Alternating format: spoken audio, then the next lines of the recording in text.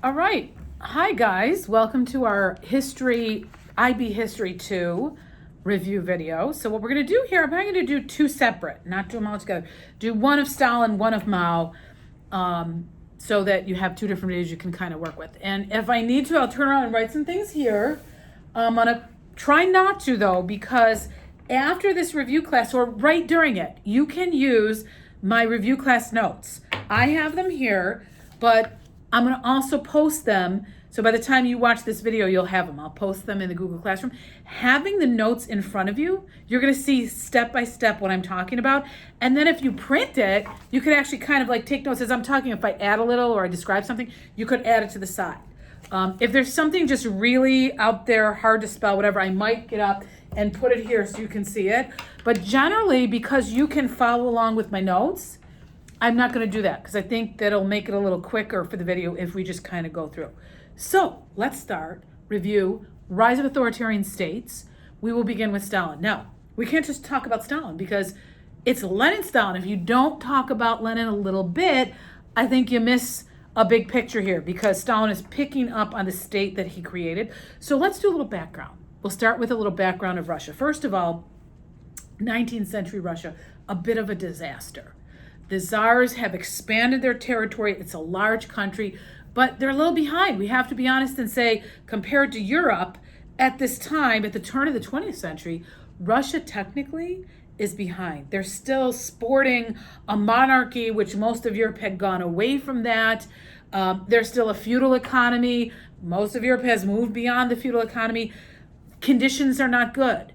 And when conditions are not good, the last czar was on the throne. Tsar Nicholas Romanov was the czar at the time. And there was agitation, folks. There was agitation from a variety of groups. One of those groups was communists. And V.I. Lenin had joined and worked with the Bolshevik Party. The Bolsheviks were one of those groups agitating for change. So we see in the early background history some things like events like Bloody Sunday. Bloody Sunday was a march to the Winter Palace by the workers. Father Gapon, G-A-P-O-N, led that march to the Winter Palace. The workers were holding up pictures of Tsar Nicholas. That's all they had. They were unarmed. They have pictures of Tsar Nicholas if they have anything else in their hands. And they march to the Winter Palace. They want to meet with him. They want him to come out. They want to talk to him. They want him to know their grievances, that we're having trouble making a good wage, that we're having trouble putting food on the table for our families. They want him to know that conditions must change in Russia. And a big one, guys, a big one. They wanted representation in the government. They want a Duma.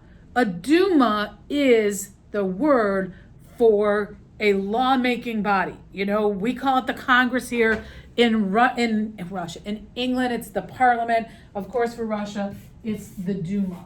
Okay, so the Duma is a legislative body. Hopefully that doesn't come out backwards and you can read it because maybe maybe it'll come out backwards. I hope not. I'm thinking not. So that's good if you can see that. Anyways, this is what they're asking him for. And what happens? The Tsar's troops shoot down the people. There's blood all over the square in front of the Winter Palace. Guys, this is an embarrassment for Tsar Nicholas's government across the world when this information got out. These people are unarmed and they're asking for redress for their grievances. And what do? They get shot down? Now, the Tsar had a lot of trouble on his hands already. It was poor leadership. It was inadequate leadership. And now you got Bloody Sunday. They're about done. The Russian people are about done with Tsar Nicholas. And they're turning to other people. So we have to know there are two revolutions in Russia at this time.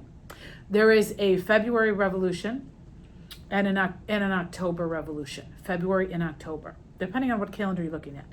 Could be March and November revolution, but we're going to say February and October revolution. The first revolution, both Russian revolutions, the first one is the one where they bounce the Tsar out.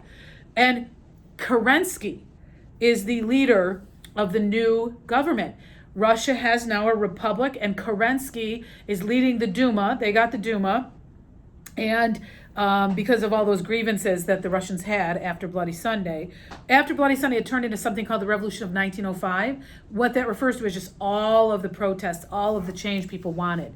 And so by 1917, the first revolution in February is when they overturn the Tsar's government, and Kerensky becomes the provisional government. So there's a provisional government for only a few months. They don't do so well either, folks. That government is unable to tamp down all of the problems that the Tsar was also unable to deal with. And so by October, V.I. Lenin and his Bolsheviks flip the provisional government. So it goes Tsar Nicholas to Kerensky and the provisional government to V.I. Lenin and the communist government. So in 1917, 2 revolutions, not 1. Second revolution being more what we need to talk about, that's the Bolshevik Revolution in October of 1917. And at that point, Kerensky's overturned, V.I. Lenin is in power. Remember his great promise to the people, his 3 things? I promise to you peace, bread, and land. Famous quote from Lenin. I'll give you peace, bread, and land. The Germans helped him. He was in exile in Germany. They helped him. They paid for the train back to St. Petersburg. And he comes in to St. Petersburg and he holds this revolution. And it's not like he's this miracle. He flies in and he does all the work himself. There were Soviets set up across Russia. And a Soviet, the word means workers' council. So you have all these workers' councils meeting and trying to change the government. Lenin comes in, leads that charge, and the provisional government is overthrown. We now have a brand new government that becomes called the Union of Soviet Socialist Republics, USSR. A lot of people shorten it to Soviet Union. When that happens, Lenin negotiated Russia right out of World War I. He pulled them out. There was the Treaty of Brest-Litovsk, which pulled them out of World War I. And it's not so easy. It's not like Lenin shows up and, hey, woohoo, we got a new Soviet government, everything's perfect. No, that didn't happen. An actual civil war unfolded where there were some Russians still loyal to the Tsar's troops, and they're called the Whites, and Lenin's troops are called the Reds. And so there's this civil war between those who still wanted the old monarchy and those who want communism, and he needs, in the first few years of his government, to work that out. He appoints Leon Trotsky. Here's another name we need to know. Trotsky is a famous Russian revolutionary, right-hand man to V.I. Lenin, and also a brilliant strategist and theorist of Marxism, just like V.I. Lenin. Keep that name in the back of your mind, because when we get to the power struggle with Stalin, obviously Trotsky is the number 1 arch enemy for Stalin. So we have the civil war going on. In the midst of the civil war, the Reds, V.I. Lenin makes the decision to assassinate the Tsar and his family. So that was an unfortunate incident in 1918, a year after the revolution occurred, that the Tsar's family was murdered. And now it's totally V.I. Lenin. He's got to quickly establish his communist government. So he engages in something, you'll see it on my notes, called war communism. We're now under Lenin, the second category. Number 1 is war communism. It's his first policy. Guys, war communism is pretty rough, pretty tough stuff on the people. It is very quickly centralizing all the planning, not letting a lot of decentralization, not letting a lot of market incentives. All of that is kind of clipped.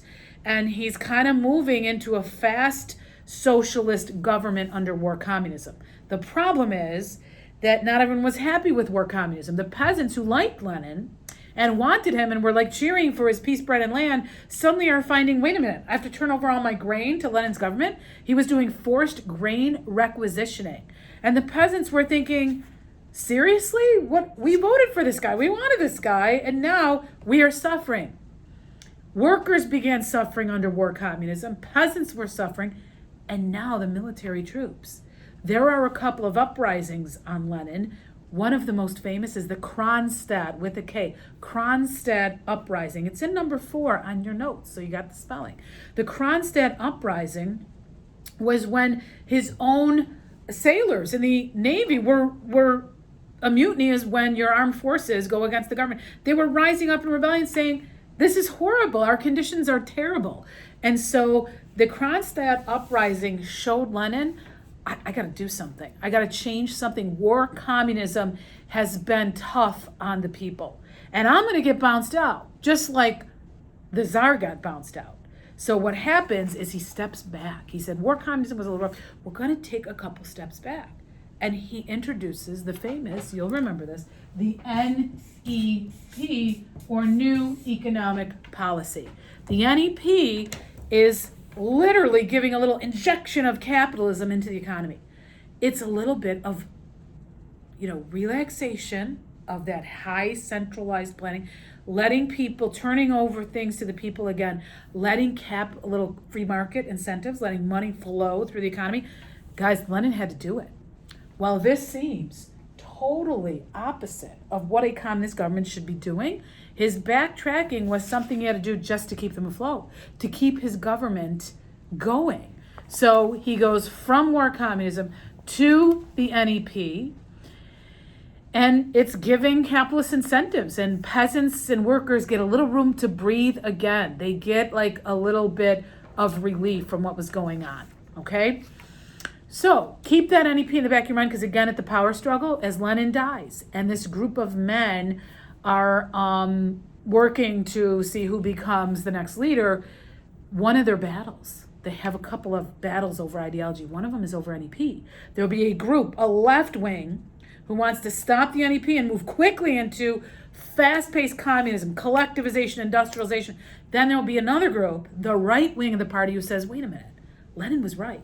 We got to keep the people happy before we can move into full socialism. Let's hang on to the NEP. Let the peasants prosper for a few more years, and down the road, we'll become socialist and then communist fully in time to come. So that debate over the NEP is going to be kind of a big thing that you guys need to know. So it's getting late in the game now, and Lenin has become ill. He's older now. It's still the beginning of his government. His government's young, but he's not. And so we find him having some medical issues. He has a stroke. That's an attack from the brain. He has another one and another one. His health is declining big time. Guys, in that time, Stalin was kind of waiting in the wings. He's not the only one. There are other guys too. But he's kind of waiting in the wings to perhaps take power when Lenin passes away. So we find that Lenin, as he's getting weaker, writes the famous will, Lenin's last will and testament. And then when he writes that, a few days later or sometime later, he adds a postscript. So we know about the testament and how he judged all the guys around him. And then we have the little postscript that says something really important. So let's talk about the testament. Lenin's last testament literally is like an essay kind of describing all his buds. Well, I find this one strong here, this guy not so strong here, watch out for this guy. This guy's brilliant strategist, brilliant theorist, but he's kind of a little too organizational. You got to watch out for that. He literally evaluates each of his guys. And so there's information on the testament on Bukharin, Rykov, Tomsky, Bukharin, Trotsky. He mentions Trotsky. He mentions Stalin. And of course, the famous postscript that he added on is to say, you guys got to watch out for Joseph Stalin. Do not let this man become the general secretary of the party. Do not let him become the next leader of the Soviet Union. Okay? So in that postscript, Lenin is warning against Stalin. He finally saw his eyes open, and he saw the light too. This is a guy who's going to become a dictator and just steal all the power from everyone else. And he was worried about it. So in a few minutes, we're going to return. I want to do a little background on Stalin. Then we're going to return to that testament and see what happened, because it's one of the issues that happens between Stalin and a few of the other guys when they suppress that testament and don't let it out. It's going to be part of the power struggle. So before we get to that, who is this Joseph Stalin, right? We knew Lenin was a Russian, grew up in Russia, was, a revolutionary, got exiled. Stalin, a little different. Doesn't grow up in Russia. He's from Georgia. He's from that southern republic lower than Russia. And he grows up there, not such a great family life. He had a father who beat him. Father was drunk. He was a shoemaker or cobbler, as they call it. And his mother was like a seamstress, and she did like laundry. She took in laundry for people to make money. Clearly, the father not on great terms with Stalin. Stalin used to talk about being beaten by his father. After his father passed away, his mother wanted Stalin in the seminary. This was a place that he could rise up in the ranks out of their station in life and their unfortunate poverty. She thought seeing her son as a priest in the Russian Orthodox Church would raise their status, and certainly would allow for her son to have a pretty good life in the priesthood. He might be, he's going to be well taken care of in the priesthood, right? So that's what she hoped for. Well, not to be, because we know Joseph Stalin, very curious and was reading all kinds of revolutionary things, went into the seminary and then got kicked out. So he's reading in the seminary. Most of the kids had the Bible on their desk, and what's he got underneath the desk? He's reading Lenin. He's reading Marx. He's reading lots of revolutionary things. And so once he's out of the seminary, he starts right away doing very Marxist things. He's helping organize railway workers. He is engaging in socialist activities, gets in trouble with the Tsar's government. Guys, he is bounced out of the country. He's exiled several times up to Siberia. Exiled 7 times and arrested 8 times. This guy is definitely poster boy for revolution. Somewhere in here, he begins to call himself Koba. Koba is a famous figure from Russian literature, and Koba was a hero to the people. So interesting that Stalin starts calling himself Koba. Later, he will call himself Stalin, which means man of steel. So hero to the people, man of steel. We already get a feel for, a reminder from class of what this Lenin, Joseph Stalin is like. Not Lenin, what this Joseph Stalin is like. Remember, his name was Joseph Jugasvili. It was not Stalin, but he took the name Stalin. Probably also to follow on the heels of how Lenin's name was, the pronunciation Lenin, Stalin. So it kind of, he fell in line in that way. So he comes to the capital. He hooks up with the Bolsheviks. He starts doing some jobs for V.I. Lenin. He's writing for the newspaper Pravda. Pravda is the communist newspaper throughout the Soviet Union. And he's doing a little work with that. Eventually, Lenin starts to see him as a guy who can really organize things. There's a quote early on where Lenin says, "This Georgian is someone to watch out for." So Lenin was on to the fact that, Stalin's not only got some talents, we can use those talents. So he put Stalin to good use. He eventually appoints Stalin as commissar for nationalities. And you see that Stalin begins to take on various jobs and roles in the party. Truth be told, in the actual Bolshevik Revolution, he didn't do as much. He didn't do as much as Lenin and Trotsky did. But later, we know he uses a lot of propaganda to fake that story and fake photographs and make it look like he was always right there and was Lenin's central, right-hand man for the revolution, which wasn't true. It was really Trotsky. So we know he's going to change the story a little bit. Anyways, he did do bank robberies for the party and got money for the coffers for the Bolsheviks, things like that. Eventually, Lenin is to die. And when Lenin dies, we have a power struggle of massive proportion. We have Stalin, we have Trotsky, and then there's people who fall to the left and right of the party. Also involved in the power struggle on the left, you have Kamenev, Zinoviev, Trotsky. On the right, you have Bukharin, Rykov, and Tomsky. Stalin doesn't really match left or right. He kind of hangs out, remember this from back in September, October? Hangs out in the center. Really hangs out in the center of the party, kind of watching what the others do. And it's funny because he kind of knocks one wing out, then takes their ideas and knocks the other wing out, then takes their ideas. It's interesting how he manipulates things. Definitely when we look at rise to power for Joseph Stalin, we talked in class about the categories. Some people would say a lot of it was luck, how he got there, that things happened at the right time and there he was to get the job of general secretary. Things happened at the right time and he was there when Sverdlov died and then he took some of those positions. Could be luck. But I find it's not all luck because he also did some things. And some historians talk about the manipulation, the personal characteristics of Stalin that got him to power. He manipulated Trotsky into missing Lenin's funeral. That looked bad when Lenin doesn't show up. Trotsky doesn't show up for Lenin's funeral. It's because Stalin gave him the wrong date. And Trotsky was ill and he went off to the Caucasus to recuperate and then trusted Stalin and missed the funeral. So we've got him making some decisions and doing some manipulation that helps him move up the ranks. So we also can't ignore that position power is one thing to look at too with Stalin's rise to power. Guys, he was writing for the newspaper, Pravda. He became commissar for nationalities. He's on the Politburo. He's on the Bureau. He gets himself on the Central Committee. And the big one, Stalin gets to be the General Secretary of the party.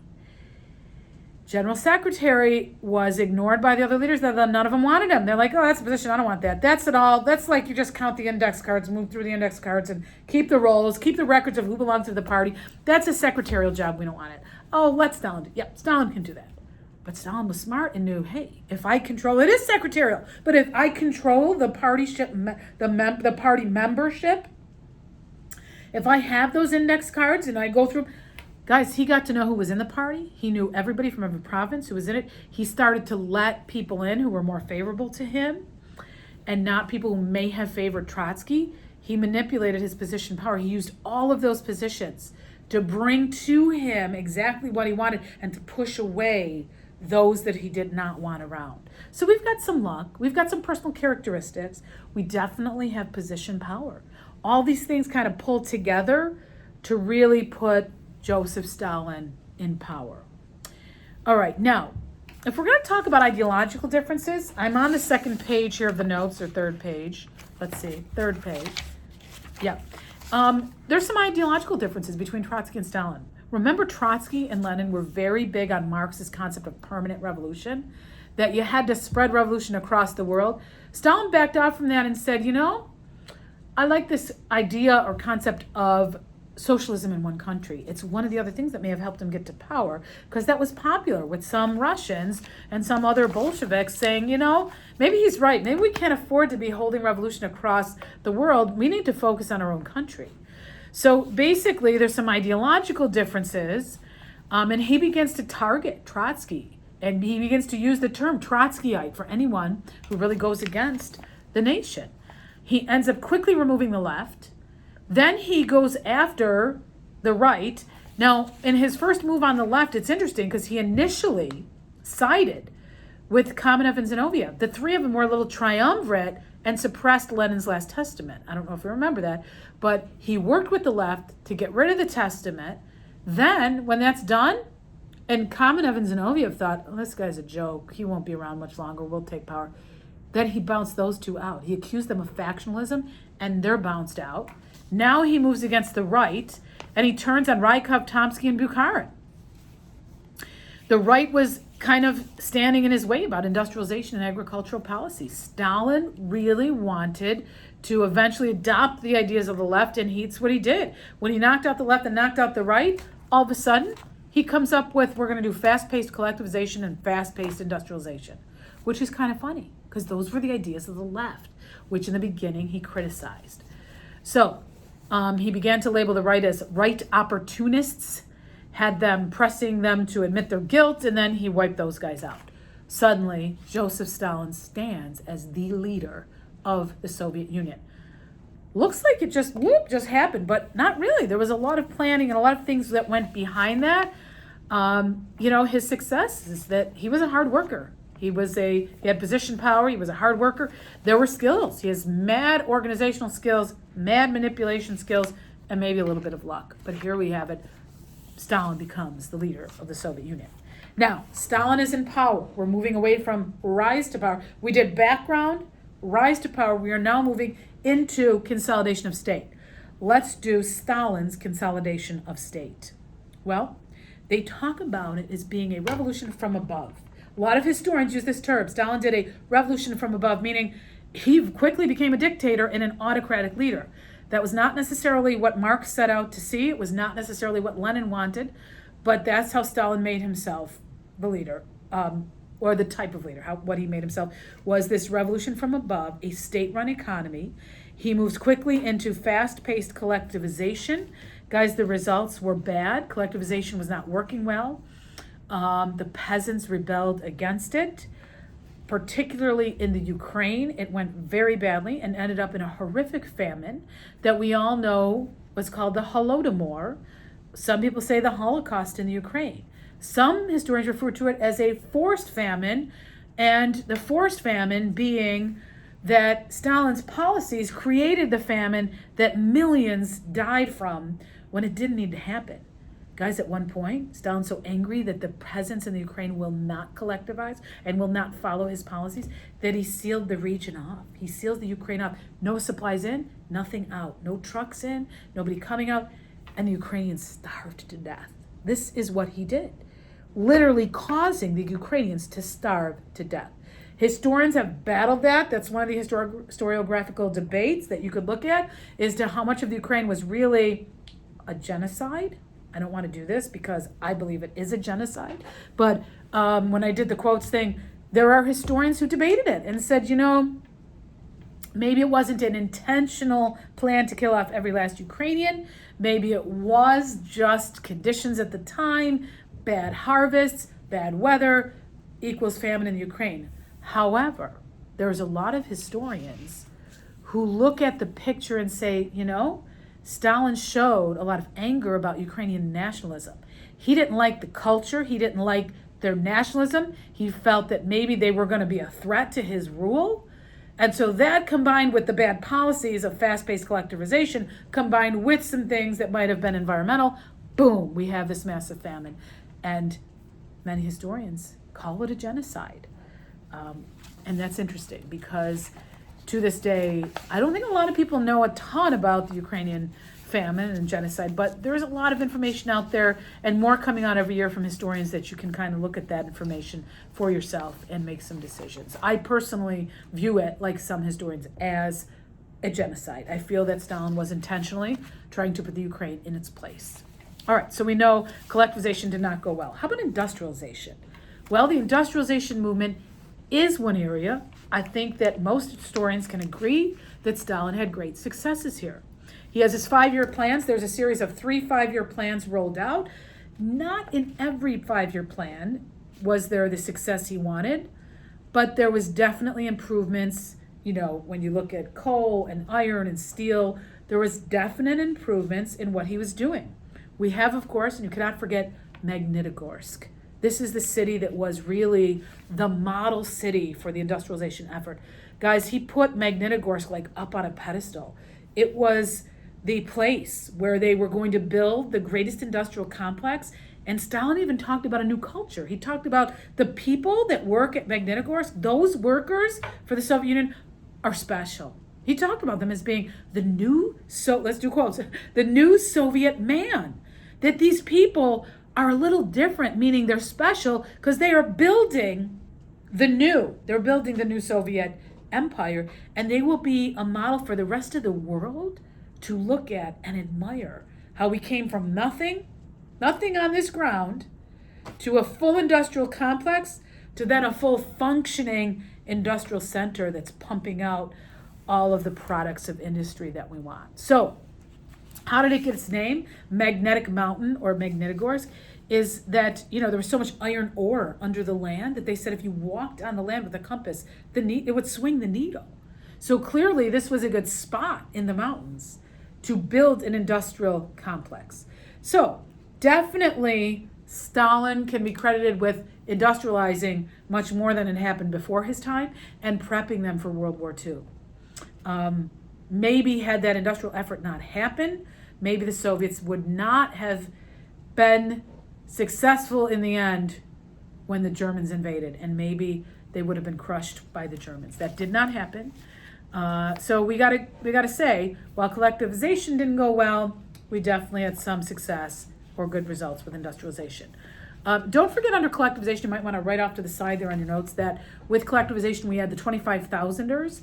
Stalin sent out party members, party cadres. A cadre is trained by the party to do the work of the party. These young party cadres, some of them were in their 20s, some of them were university students, city students, and all of a sudden they're sent out to the countryside, called the 25,000er group. That's what they were called. He sends 25,000 of these cadres out to collectivize the agricultural the countryside. And you have to know that some of those people really didn't know what they were doing. They didn't have training in agriculture. So that went awry. And then there became a serious war against one class. He picked out the kulaks. Kulaks are a little more prosperous peasants, little wealthier peasants. He chose to do like a class enemy thing against the kulaks and made them the enemy. And kulaks were taken out.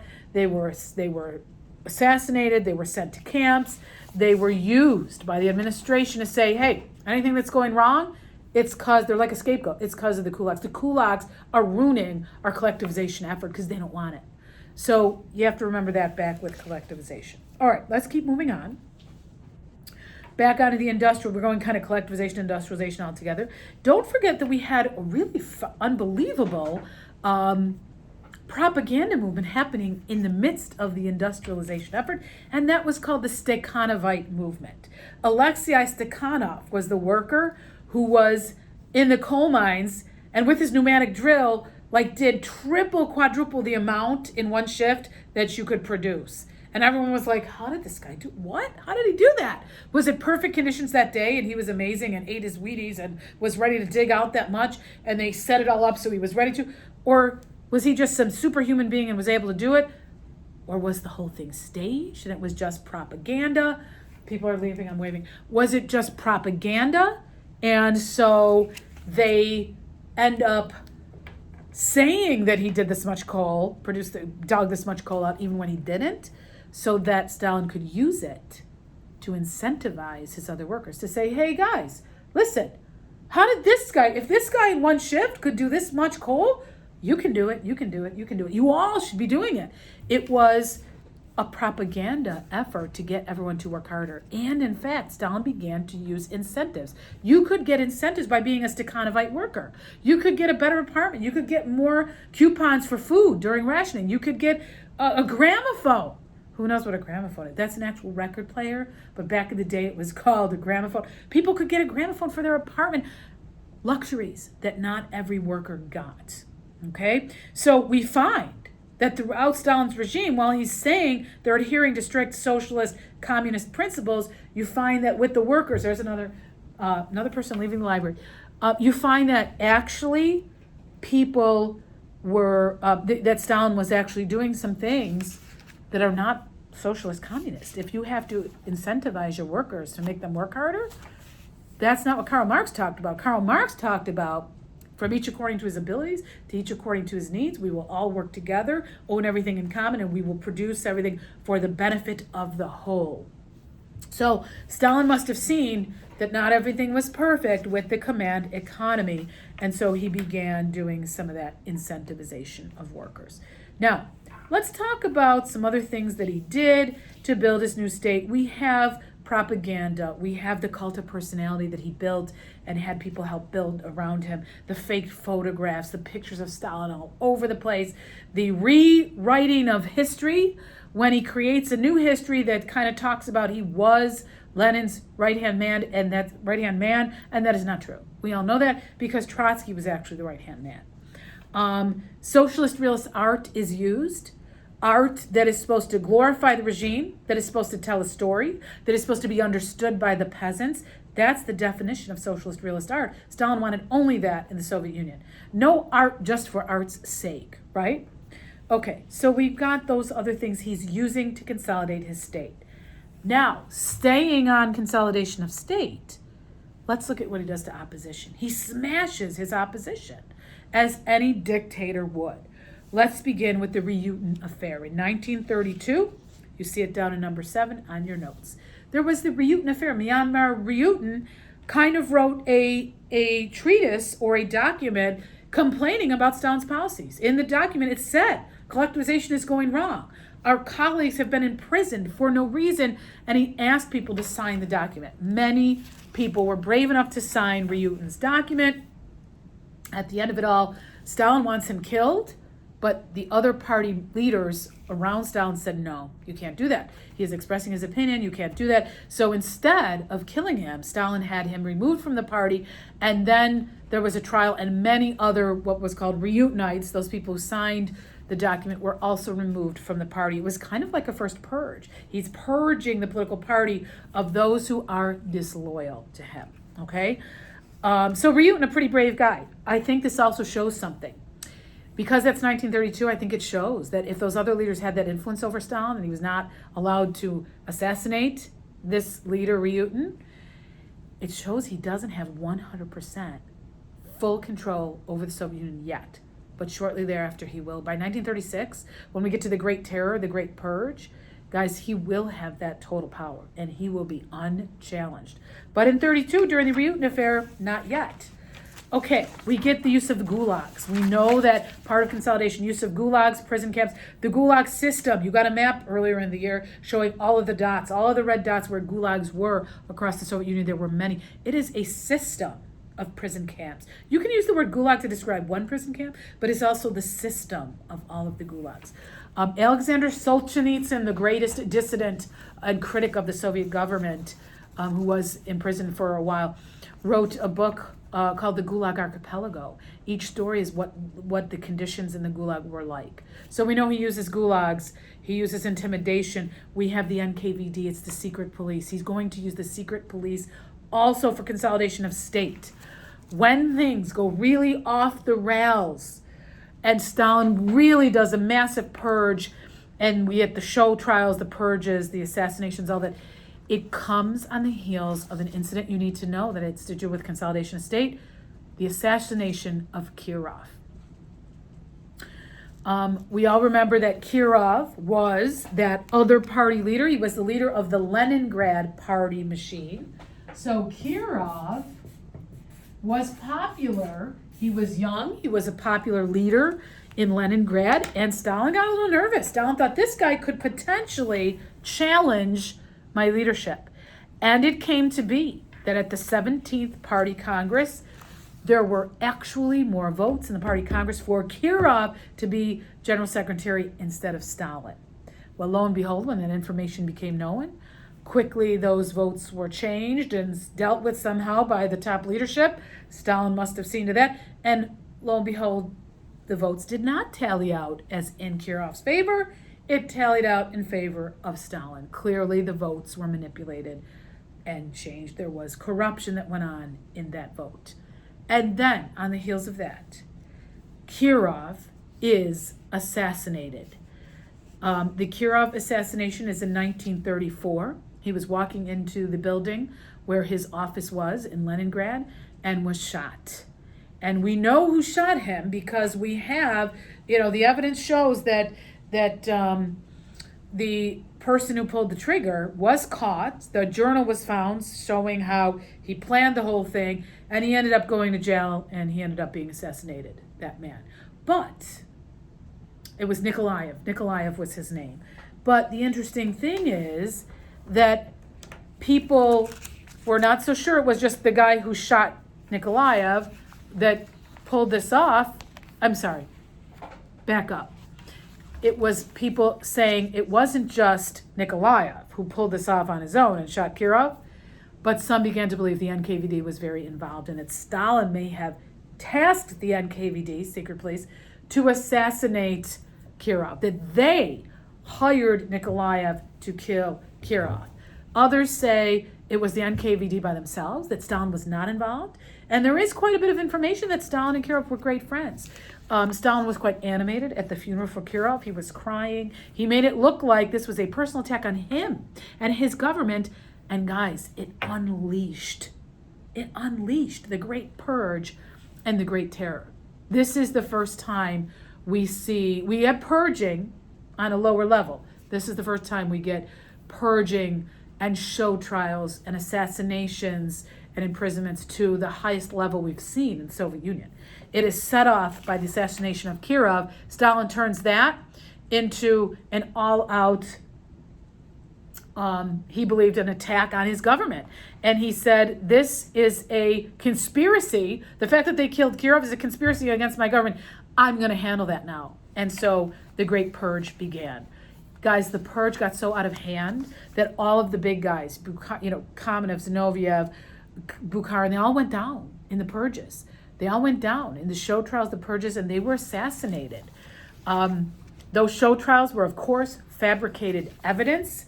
There are historians who've looked at the paperwork from the time and actually seen blood stains on some of the documents in the archives and realized, these confessions that people signed at the show trials were not people honestly saying, I did it, let me sign my name.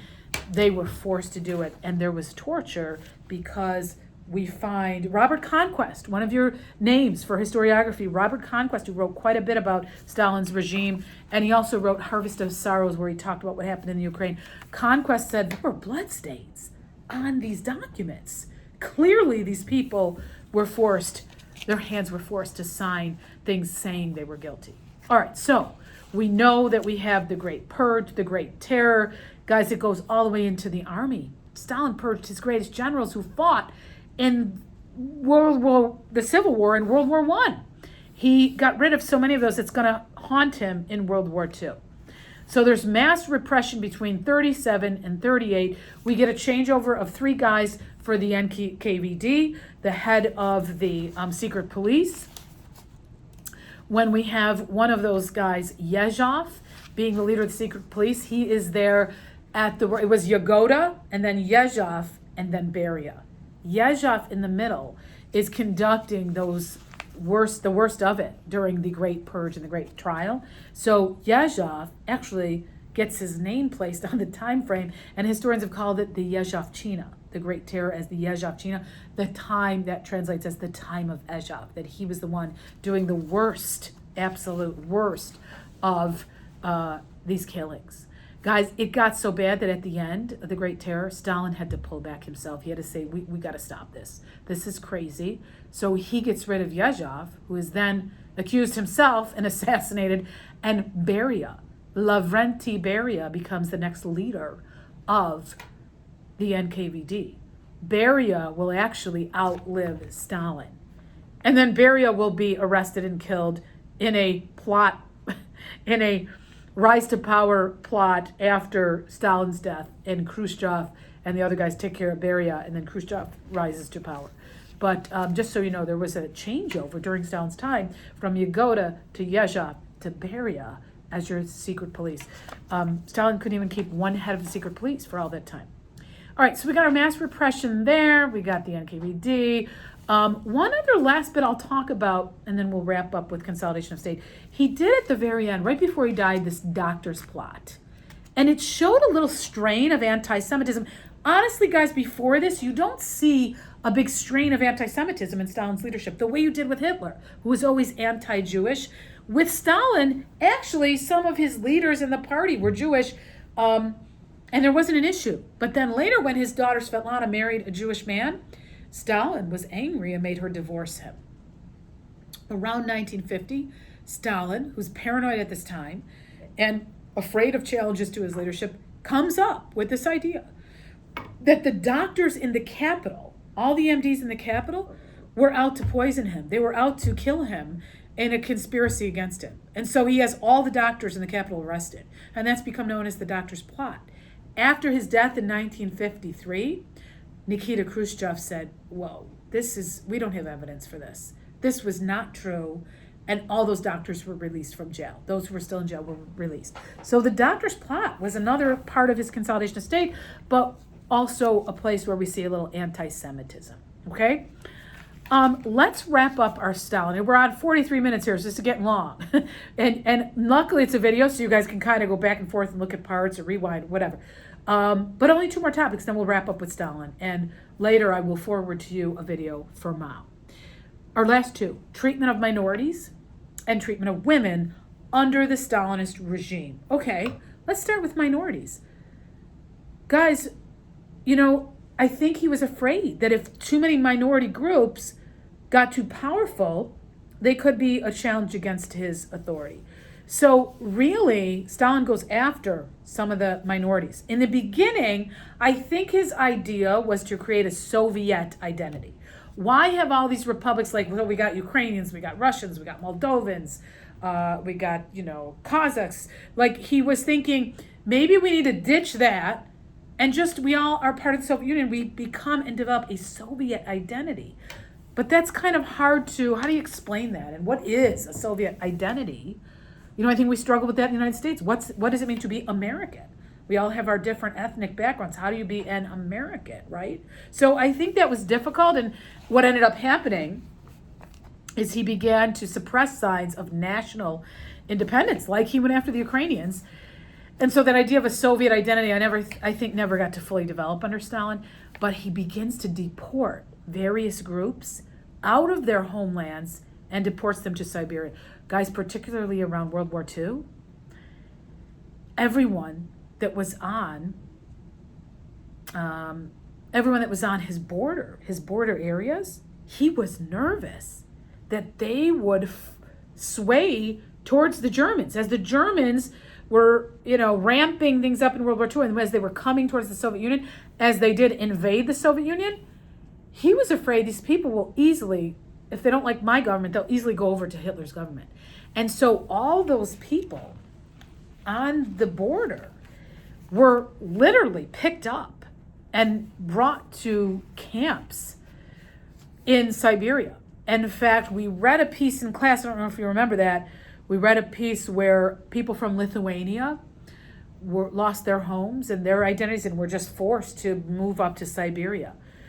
It's a sad story, a sad chapter for history, guys, because so many of those millions who were deported didn't get to come back till long after Stalin's death, long after World War II. And when they came back to their homelands, whether it was Estonia, Latvia, Lithuania, Ukraine, whatever, they found that their homes were gone or destroyed or taken over by Soviet soldiers, and that they couldn't talk about what happened to them. When they returned, they were still under the Soviet regime, even though Stalin was dead.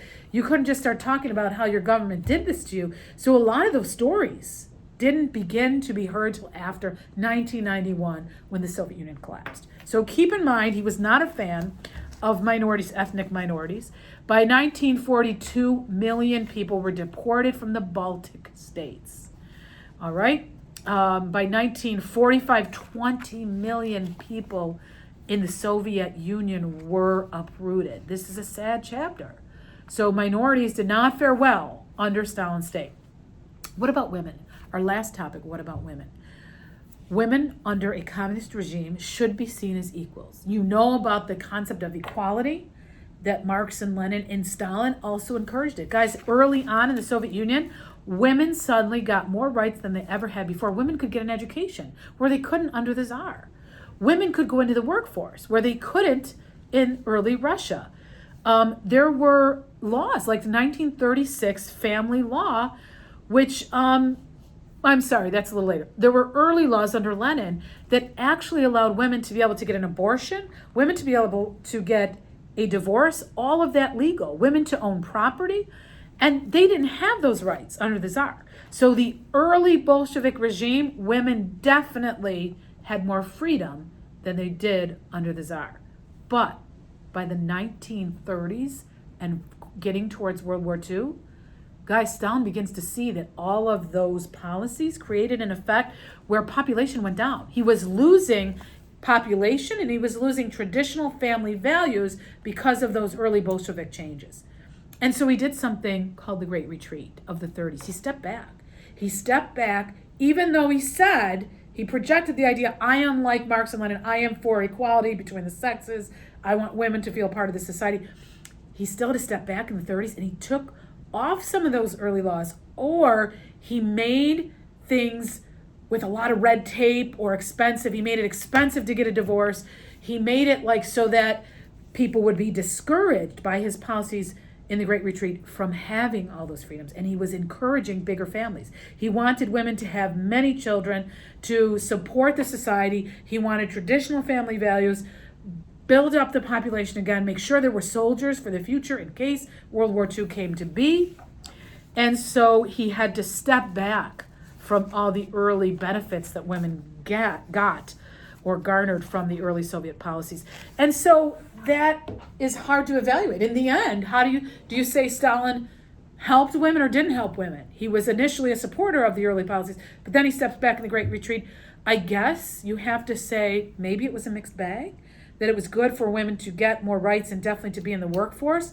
But then there's like this backhanded slap because while they got those things, when he went back to the traditional family values, guys, they still had to care for a family. They still had to cook and clean for a household and a family. So some historians evaluate it this way and say, while women under the Soviet regime got more rights, they also had a double burden because they weren't as free as males in society to just go to school and work and be part of the communist society. They had to do that, plus they had to raise their family. And that caused a double burden on them that wasn't so nice. So kind of how you evaluate women under the regime, maybe a little bit of mixed bag, maybe a little bit of both. All right, I think on that note, we could maybe end with, how far did Stalin take this? How far did he create an authoritarian state? And I think you have to say in the first decade or two, not so far, but by the time you hit the late 30s in 1940, he is unchallenged by anyone and has taken this idea of authoritarian state all the way out to the furthest possibility one could go. If you want an example of a dictator, Joseph Stalin. All right, guys, that's what I have for Joseph Stalin. I hope this 50-minute video is enough to really pull it all together and remind you of everything we did September, October, November, and just pull it all together, get you ready for a Stalin essay, which I think would be really great to write on the paper 2 essay. All right, stay tuned for another video coming on Mao Zedong in China. Thanks.